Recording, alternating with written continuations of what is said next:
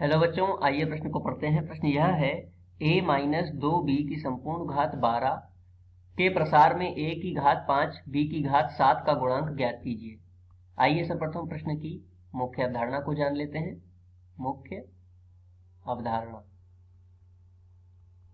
देखिए, दिया गया प्रश्न द्विपद प्रमेय पर आधारित प्रश्न है। द्विपद प्रमेय में यदि हमें द्विपद दिया हो x प्लस a की घात n, तो इसके लिए हम निम्न सूत्र से आर में पद का मान प्राप्त कर सकते हैं। टी आर प्लस 1 बराबर होता है एन सी आर एक्स की घात n माइनस आर तथा a की घात r। इसके अतिरिक्त एन सी आर का सूत्र क्या होता है? फैक्टोरियल n बटे फैक्टोरियल n माइनस आर और फैक्टोरियल r। तो आइए इस मुख्य अवधारणा के आधार पर प्रश्न को हल करते हैं। प्रश्न में दिया हुआ है द्विपद a माइनस 2b की संपूर्ण घात 12। तो यहां से यदि हम तुलना करें तो देखिए, x का मान क्या आ रहा है? a आ रहा है, प्लस a का मान क्या है? 2b है, ठीक है। और n का मान क्या है? 12 है। और हमें r का मान अभी नहीं पता है, ठीक है, कि हमें कौन सा पद प्राप्त करना है। तो इसके लिए हमें दे रखा है कि a की घात 5 तथा b की घात 7 का हमें गुणांक प्राप्त करना है। तो देखिए, इस रूप में यदि हम लिखते हैं आरवां पद, तो क्या हो जाएगा?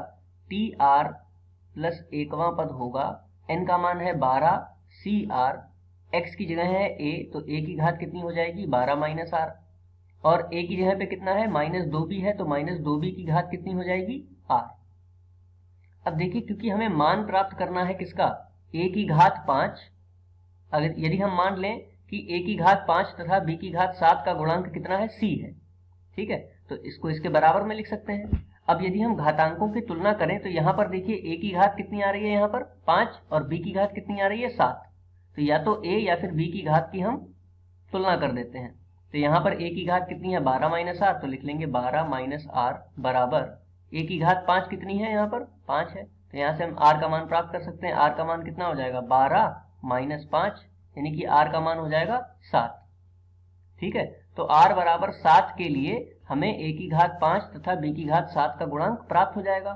तो अब हम यहाँ पर गुणांक प्राप्त कर लेते हैं। c बराबर अगले पृष्ठ पर लिख सकते हैं। तो देखिए, 12 सी आर, c का मान कितना हो जाएगा? 12 सी आर, और इसके अतिरिक्त और क्या आ रहा है? यहाँ पर देखिए, यहाँ पर से -2, ठीक है।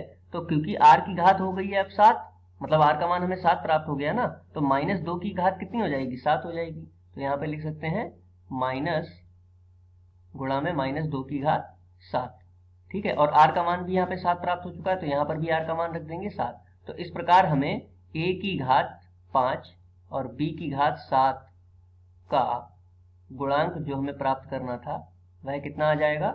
-2 की घात 7 है, तो आंसर हमारा जो आएगा वो माइनस में आएगा, क्योंकि घात में विषम संख्या है। तो -2 की घात 7 और 12 सी 7, ये हमारा अभीष्ट उत्तर हो जाएगा।